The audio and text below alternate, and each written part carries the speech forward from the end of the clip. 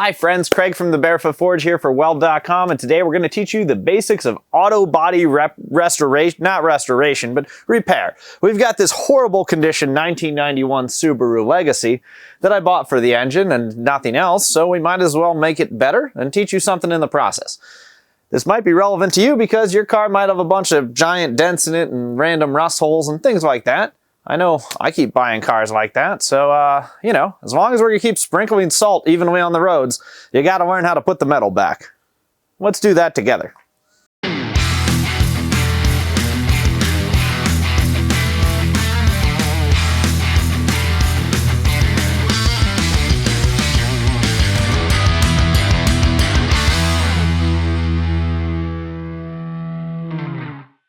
One of the first things we're going to do here is we're going to repair this fender. Now, we had to take the screws off so we could access the wiring harness that's under here, and honestly now it's just kind of in the way. So we're going to put it back, and we might have to do a little bit of bending.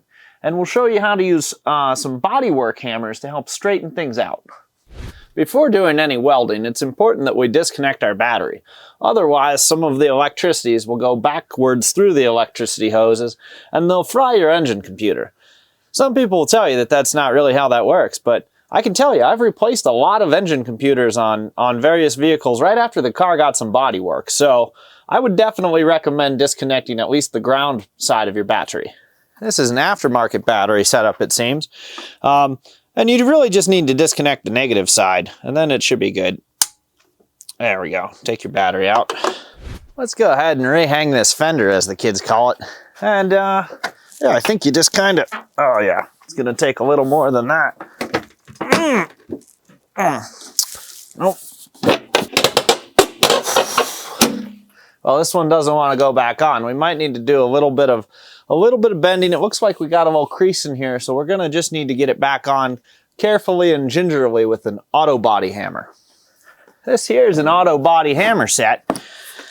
And this one's from the US General, and it comes with a bunch of different hammers, and these are called dollies. These are for backing it so that you put this behind the metal and you hammer on it with the hammer.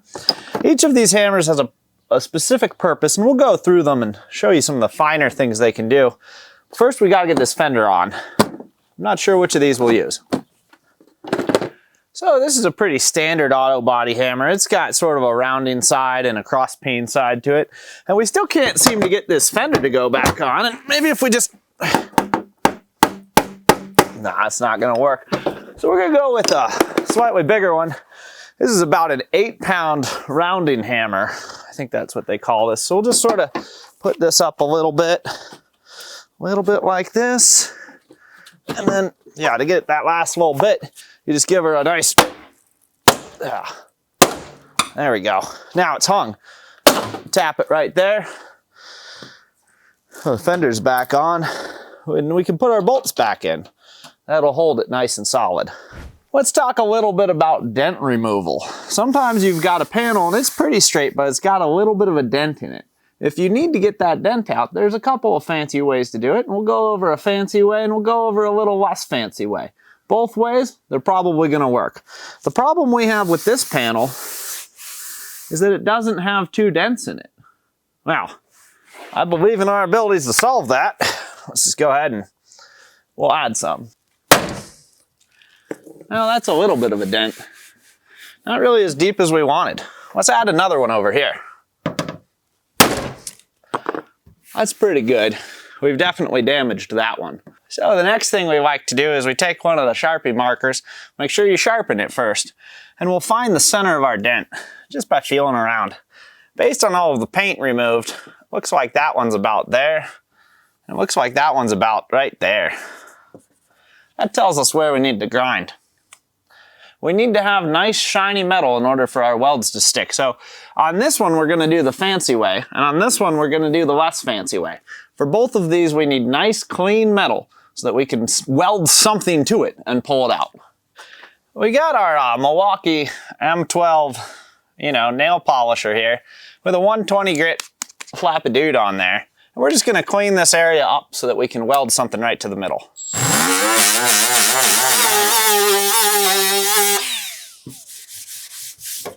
while we were grinding on that, we exposed some primers and paints. It looks like this is all original, which is nice. It's a good condition.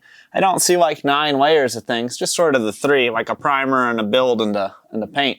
But we kind of released all of the toxic dusts that aren't so tasty. So in order to keep my gills nice and clean, I'm gonna put one of these gill protectors over my face holes. It should help.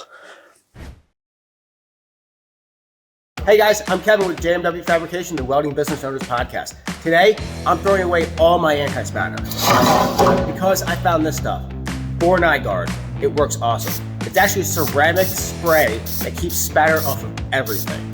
As you know, spatter from welding and cutting builds up on everything that you work on.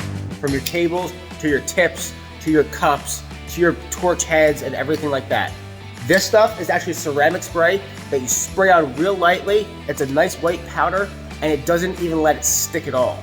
We're all familiar with keeping a pair of needle nose pliers to get in there for our MIG nozzles and dig out the spatter because it sticks on there. This stuff doesn't even let it stick at all because it's a ceramic coating. We love using it on tables for repeated parts because then we're able to just wipe it off. It works great on MIG nozzles, plasma cutting torches, flame cutting torches. We spray it down on the table before we do projects, and we don't even have to worry about going back with the grinder and cleaning up any spatter at the end. It's especially nice if you have a really nice jig table and you can't take a grinder to that. It's good up to 1800 degrees Fahrenheit, and for the rest of the world, that's 1000 degrees Celsius. Because it's an actual ceramic coating, it sticks a lot better than any of the anti-gels or anti-sprays that you have.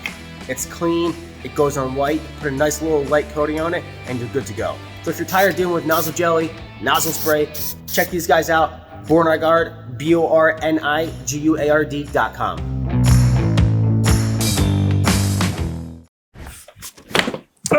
Okay, that was cute. Oh, I'm sitting up here and I've got my stud welder.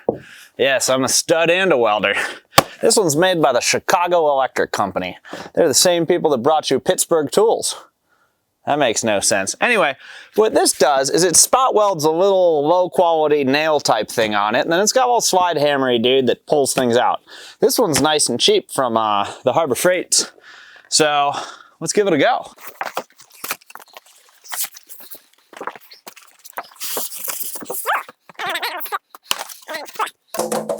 So this comes with a bunch of little copper, but they're probably not actually copper. They're probably copper plated steel studs. And then this is just kind of like a little spot welder. And when I insert the stud into here and I pull the trigger, it passes the electricity through it and it melts this onto there like a little baby MIG weld. Then you use this slide hammer to grip the stud and rip her out, giving it a little pull. This is not a quality tool. They make nicer ones.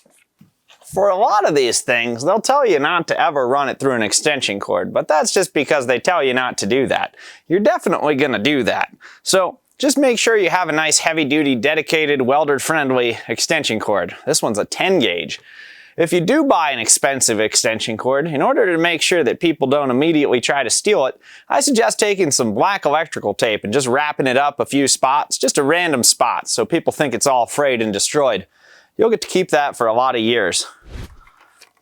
So this just goes on like that and just...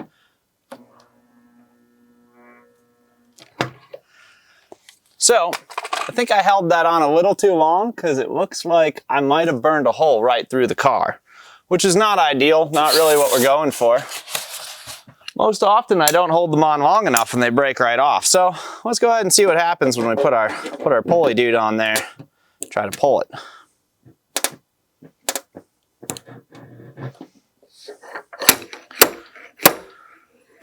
Hey, that worked great.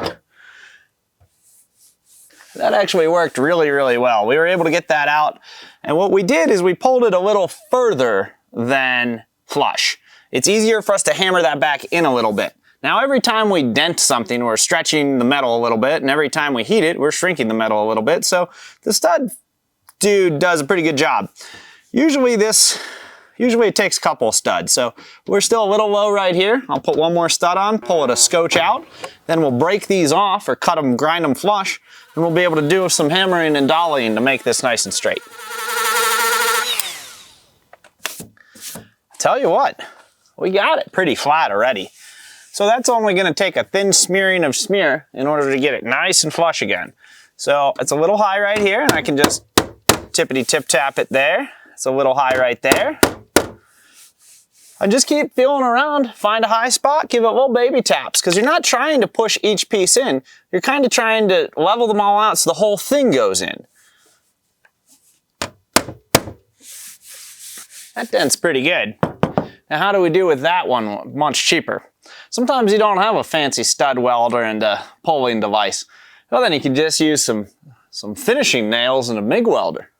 And we're just going to grind the pointy end off and keep the head end because, well, sometimes you'd use the head end actually. But we're just going to weld this on and pull it out with some pliers. That'll work. Another question I get a lot is where do I ground this to? You know, you got to put this clampy alligator device on something.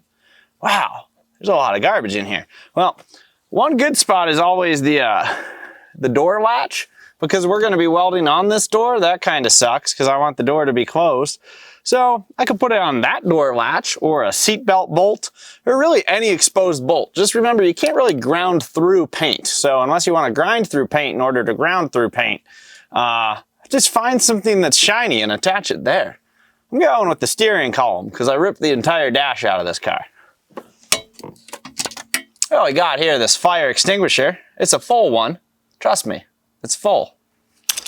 It's good to have a fire extinguisher around. Today we're going to be using a Lincoln 140 MP welder. It's a nice multi-process machine, but it runs on 110 volt household electricity, so when you're welding in your driveway, because that's where you're going to be doing it, you got plenty of ventilation. We're using a 030 wire. I use 030 for all auto body stuff. I've never really found a need for that thinner stuff. And we're using some 75-25 argon mix, MIG mix. I get it from a guy named Gino downtown. He sells the good stuff. So we're gonna just go ahead and spot weld a couple of these nails right to this shiny metal, and we'll see how it goes. We should be able to just grip onto this nail. Yep, give it a little pull. And just like before, we want to pull this a little further out than it needs to be. And once you've got that, yeah, that feels real nice. Then you can go through and try to break these nails loose. A little bendy bendy. Probably not the rightest way on this, but we're pretty much flush. And then we can easily go in with our grinding device. I switched to a 36 grit. And my goal here is to grind this down to close to flush to this. I never want to touch this base metal more than I have to. So I want to get this to close and then we'll finish it later.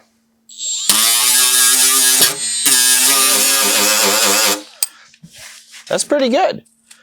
Now it's a little prime, a little bit out, and we can just a little bit of this. Feeling around, and yeah, it's a little low, but you know what? And it's got a little going on right there. That's pretty good. That's all it needs to be. Filler will do the rest. We can fix this.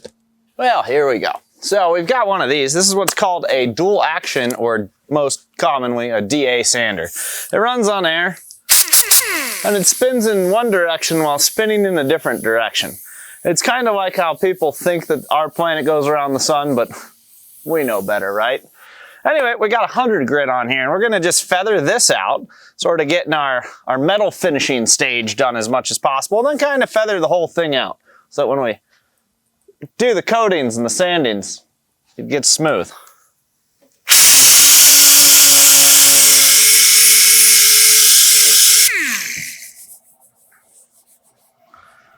Sometimes you gotta go through then and just give it a little, that's still a little high right there.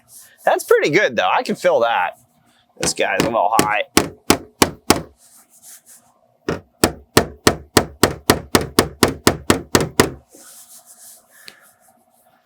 That's probably gonna be fine. So we'll just go ahead and cover it in crap. That'll be fine. We're gonna use some real low quality fillers like Bondo brand. You know, the stuff that everyone says absorbs water? We're gonna use that stuff because we have it. You can get your Bondo down there at the local hardware store. I don't think we're gonna go with this.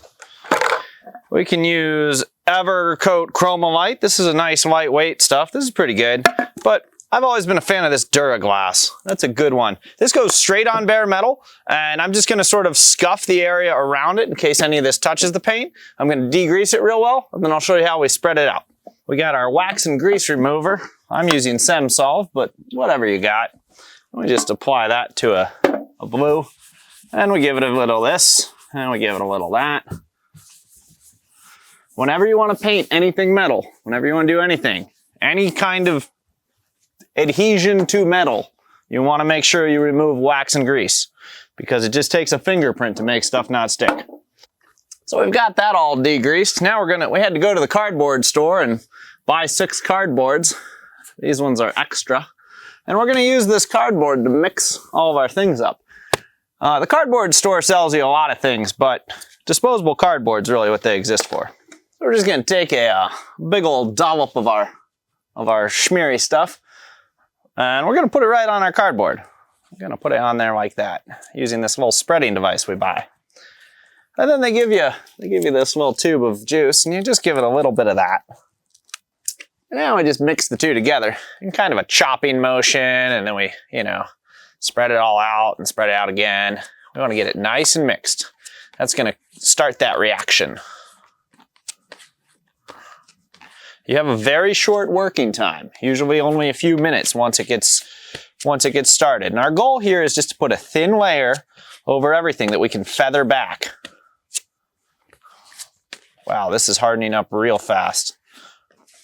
So we just want to go get a little bit up in here like that. And you don't have to get it perfect on this first round. We can do this again. You do want it to be more than you think you need though, because we're grinding it down. We don't want to add. Make sure you push it in there. There we go. That's a good spot. I did a good job on that one. So I'm just starting by kind of knocking down the highs. I did a whole bunch of sanding on it, and it's pretty good. Is it great? No, it's not great. But you know what? I don't think any of this is going to end up great. What you can do is you can sand past where you think you need to be. You can do this over and over again. Spackle some more crap on there. Heck, cover the whole door in a nice thin layer of the stuff and sand it all down. We'll do one more coat and then we'll hand sand it to get it nice and smooth. I would advise you to maybe have the window up because all of the dust is now inside of the vehicle. It's not ideal.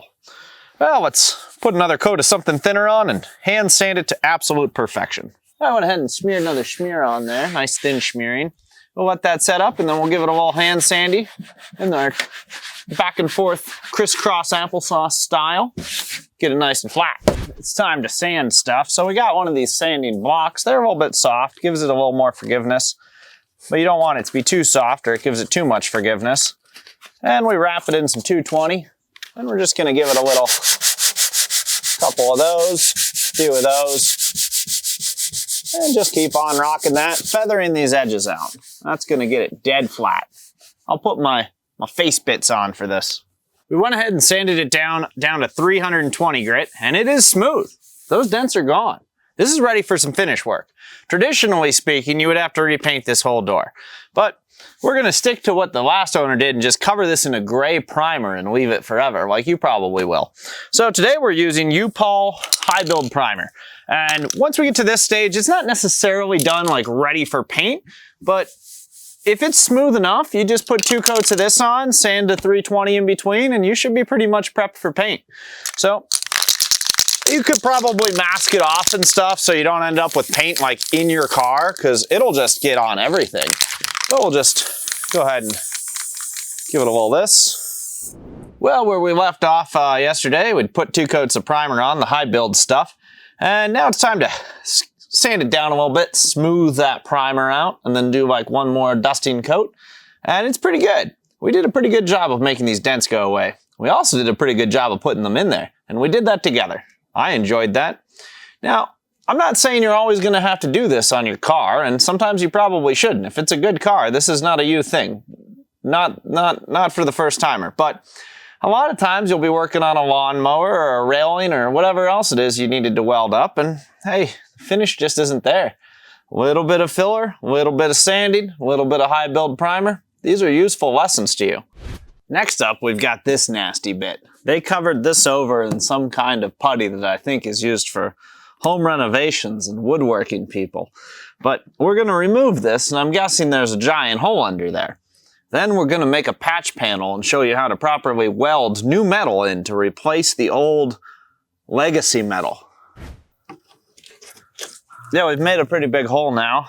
And we've got this rubbery stuff too on the backside. This is probably the seam sealer from inside the wheel well. And so we'll have to remove a little bit of that. We definitely still have to go a little further back. So I think what we'll probably do is take the bumper off, you know, so we do it right. And we'll build a panel that goes right here. And we'll French it in, make it real nice. Let's start grinding this back.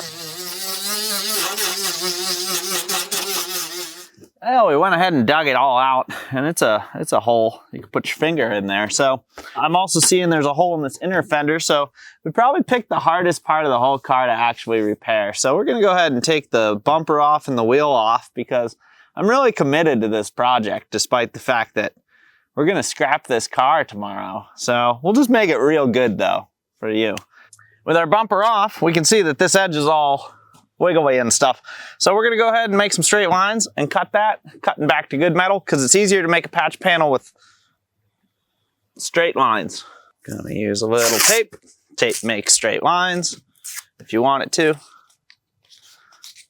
We'll go just beyond our rust, always keeping our patch as small as possible. It's easier to make it bigger than smaller. Piece of tape. We'll come down right. Well, is that solid? No, that's not solid at all right there. So we gotta go a little bit beyond that. A little bit more like this.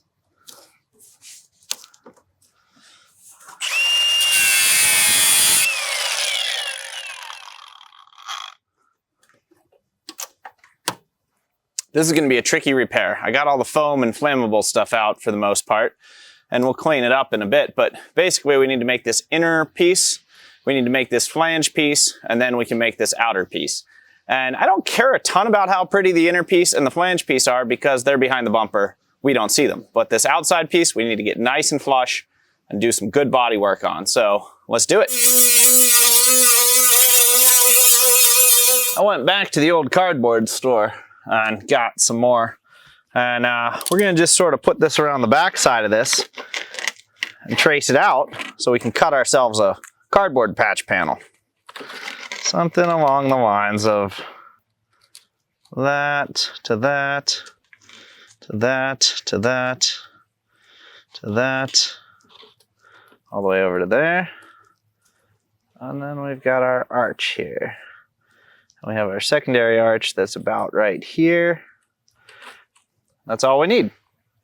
So once we've got that, we'll just go ahead and make it bigger because we can always make it smaller. Making it bigger is, you know, tricky later. Do something like that. And we'll just go ahead and cut it. Another thing I like to do is mark some relation to where this is. So this is our bottom with an arrow. And now if we were to cut a panel like that, that going right there, with that same arch to it, that would absolutely fill that in. Give us our inner structure. This here's a piece of 20 gauge mild steel, you know, just the regular stuff, what we're used to. And you can use thicker. For like an inner structure like this, sometimes I'd even use thinner because it's got a lot of curves to it. So it's really sort of trickier. So we do that. And it's all curves. This sucks. See if we can't figure it out. So I went ahead and traced out where my line needs to go. This piece needs to go down. And yeah, so it goes in like that. This goes down. I'm gonna put this in the anvil, use the cross peen hammer, and just, right, till it's perfect.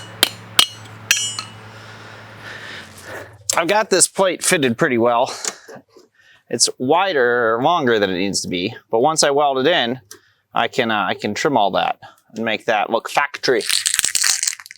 Now we always need to treat both sides of the metal.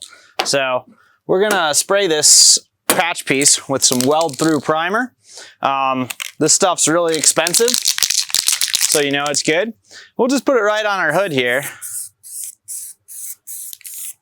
Blast a little bit, give her the flipsy. Blast a little bit. We can deal with it more later. Oh, crap. I left a mark. That'll be fine. Now we just gotta get real clever with our clampelators and get up on in here, get it where we want it, and, you know, get a little clampolation. A little clampolate. Something up in here. And if you've got some little gaps, we can hit that with a hammer. Close them up a bit. Let's get a longer clampolator in there. These ones are by our friends at Armor Tools. And they're pretty good for clampolating.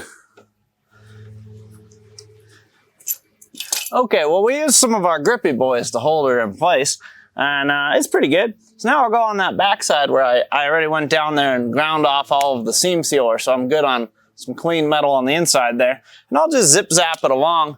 I'm gonna use the same settings I used before. I think we're at G and 8 on the Lincoln 140 MP. We're just gonna do tacks, like a series of long tacks, spacing them out about an inch, just so I can get the clampy dudes off. Then I can hit it with a hammer and zip zap. How am I supposed to do this? The sun is at the wrong spot.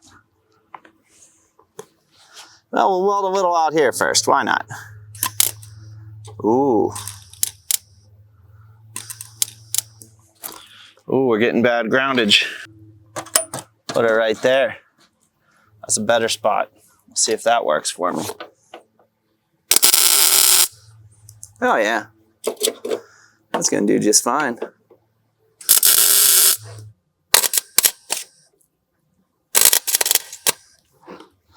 Damn.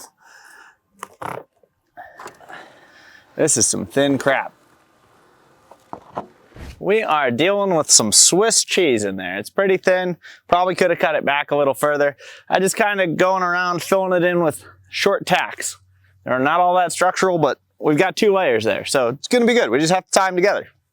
We don't even have to tie them together perfectly. If you miss some spots, that's fine. Plus, even if you burn a tiny hole, that's gonna be fine too, because we're gonna cover that up in seam sealer. We're gonna brush that on from the inside. The point is we've now added structural stability back to this arch. The inner seam, or the inner fender exists, and now we can go on to building our that. We should probably build our this first. Let's build our this, and then we'll build our that. So we made a thing. It doesn't have to fit all perfectly all at once. That's what hammers are for. So we'll get it mocked into its corner. We'll get her MIG down right here. Then we'll hammer that guy down a little bit. A little hammer, a little happiness. All will be well. We'll just go ahead and have this hold itself on.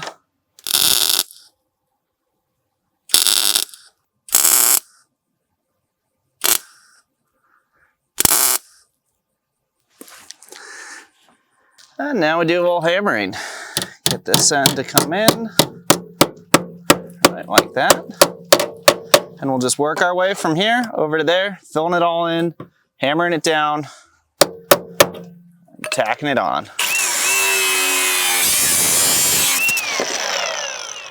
Okay, well, on to the final bits. Generally speaking, when you're making a patch like this, you want to leave a little bit of a gap for your wire to go in. That's too big a gap, but you know, we're going to send it anyway. So we'll just do a lot of stitch welding. This is at least some good metal. I want to go through on this backside and hit this with some paint, maybe some brushable seam sealer before I do all this. I'm just going to go with a rattle can of some enamel, but then I'll squirt up in there later with some of like the underbody goodnesses. So then we'll just toss this bad boy on here and start filling in around there. And then we do a lot of hammering until it's perfect. Stitch welding is an important skill, especially in auto body, because you're going to blow holes in things and you're going to suck at it. So being able to slowly and methodically stitch it back together, that's kind of important.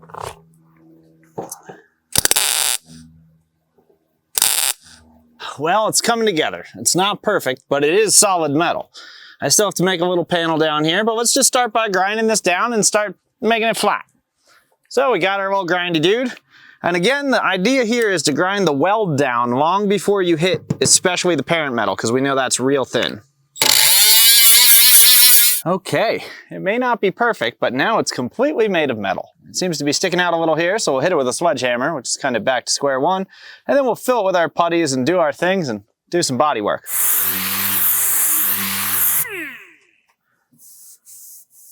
Now we're gonna mix up some of the filler. The best place to mix filler is definitely right on the trunk. This is how you should do all body work. It's just so easy and convenient, and then you can just get in there and spread it. We can always sand it off. We can always add more. We just want to make sure we're pressing it deep into our wounds. If we think there's a low area, fill it more.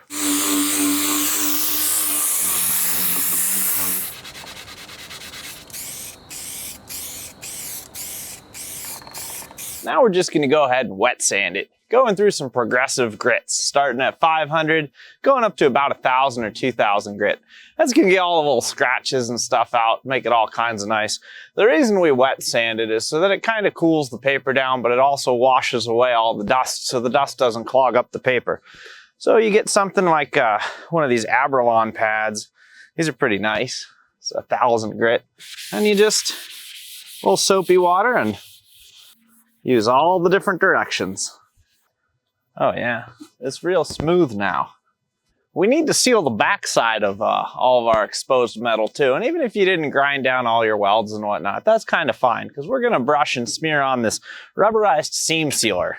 We're using 3M urethane seam sealer today. You can get all kinds of different stuff at your local paint shop. I like to put a squitch of this into a chicken, this is a liver and chicken dinner. Cat food dinner container, and then you take an acid brush, that's what they call these, and you just do a couple of those and Bob Ross the inside there. We'll give it a go. This is a pretty good example of what you would typically see on the backside of a weld, and it showcases just how important it is to actually seam seal the inside of this. This is inside the trunk, but you still got to seal it up, otherwise it'll start rusting right there, and it'll rust out from the inside out. Friends, just a reminder, primer isn't paint. Primer doesn't necessarily have the UV properties, as well as it can absorb some water. Some primer can, so you don't want this exposed. You want to go ahead and put some kind of paint over this.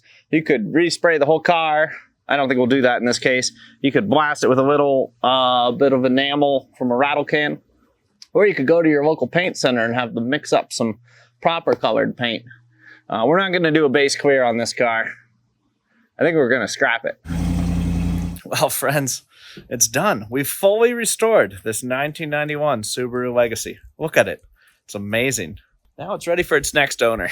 The scrapyard guy will be here in an hour, and he's giving me $150 for it, which I think is a good deal. It's been a lot of fun. I hope you've enjoyed this process, and do engagement things, leave comments, stuff like that.